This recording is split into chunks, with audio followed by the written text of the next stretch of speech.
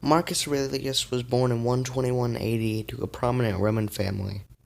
He was born under Hadrian's reign, and whenever Hadrian almost died, or did die before he died, he made his heir Ananias Pius and his second heir Marcus Aurelius. He took power in 161 AD with his co-emperor Lucius Verus, 161 to 169.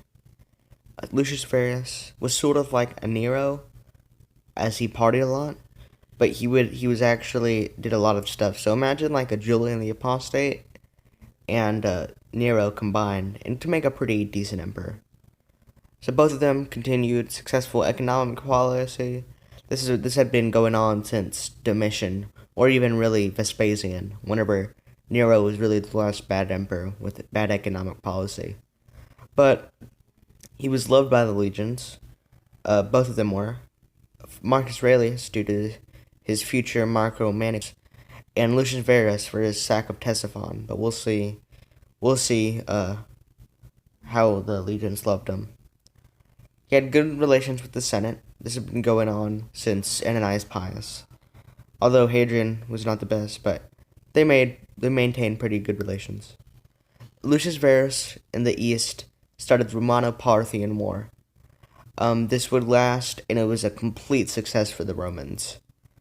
This was really good for the Romans, and got a new sense of pride and tested the legions, because they hadn't been really in too much combat since Trajan, so it gave them a morale boost, and they sacked Ctesiphon, getting some gold. After this, there was a minor revolt in Egypt. This minor, it really didn't matter that much. So why Marcus Aurelius was loved by the legions was the Marco-Manic Wars.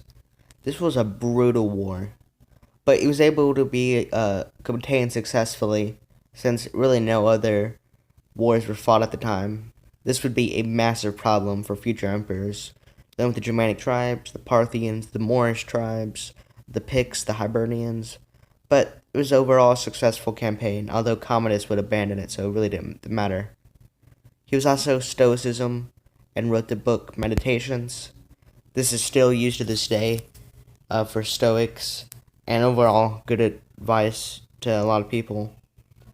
In 175, a usurper, Avidus Cassius, rose up, but he soon was killed by his soldiers, or at least somebody in Syria. We do not know if this was a credible threat, but it was still took down. He had a son, his only son, Commodus, who would be his successor. This would ultimately lead to the fall of the Nerva-Antoine dynasty, because he was one of the worst Roman emperors in history. And this is definitely a mark against him. So let's talk, was he a good emperor?